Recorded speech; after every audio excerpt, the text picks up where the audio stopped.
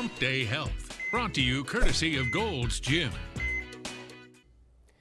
A cancer diagnosis can be terrifying, but for a Wilmington woman, technology made her recovery better than she expected. WWAY's Taylor Yakowenko introduces us to the survivor in this week's Humpday Health.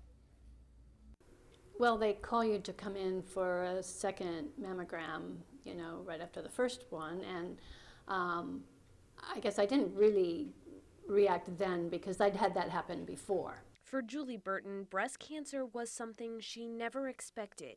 I didn't have any cancer ever in my family, so it was still a total shock when I was there for the biopsy and Dr. Bebb said, well, you have breast cancer. And that is where Dr. Gregory Bebb and the BioZorb come in. It is placed into the cavity that's created when we remove a tumor with what's called a lumpectomy. Dr. Bebb says the spiral-shaped BioZorb does several things for a patient. One of them is to make it look better cosmetically. Bebb says the device preserves the space so the body can naturally fill it back in over time after treatment.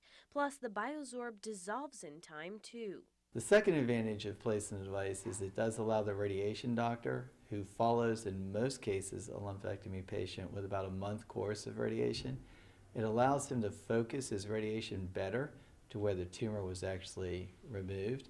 Bebb says in some cases, the device can even reduce the amount of radiation a patient gets. He encourages people to get themselves checked. I still believe in self-breast exam, though that's become a little bit of a point of controversy as well.